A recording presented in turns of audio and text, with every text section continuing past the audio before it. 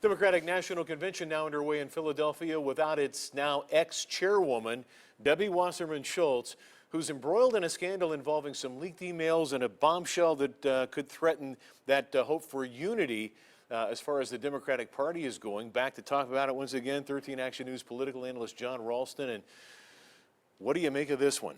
Well, this unrest was coming for a long time. Remember back in Nevada in May, there was all that unrest at the state convention, Stephen. I said back then, if this is what's going to happen in Philadelphia, that's a real problem for the Democrats. But these emails have thrown some gas on the fire. Then this gas comes on the fire right before the convention, which has caused all kinds of suspicions, right, about who hacked and who released it to WikiLeaks.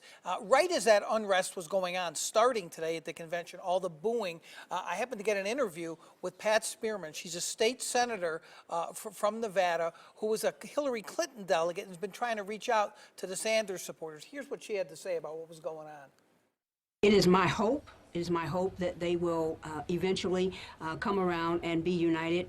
But I'm not naive, and I also know that, you know, I was a pastor for several years, and there are times when even in religious settings, people have disagreements, and at some point you have to agree to disagree. I'm hoping that that will not happen, but they certainly have a right to their opinion. But like I said, at the end of the day, Secretary Clinton will be our nominee, and she will be the very next president of the United States.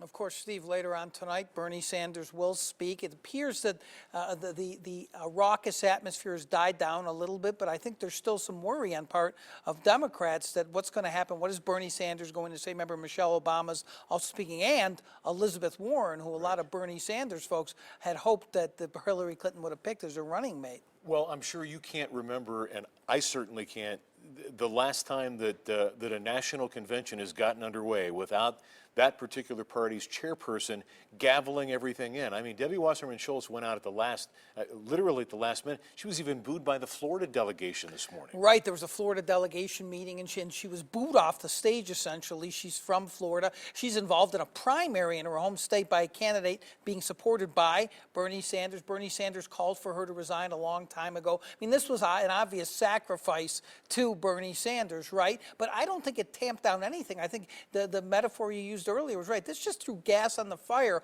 All the email leaks, they weren't going to be satisfied at that point with Debbie Wasserman Schultz stepping down. But this is really a relatively small number of people in the Bernie Sanders delegates, but it's enough to cause some problems. Well, we even heard the echoes from Cleveland lock her up. Exactly. I mean, they were upset today. That's how big the protest was, that they were actually echoing a Republican National Convention chant. All right, John, we'll see you in a few minutes. Tricia.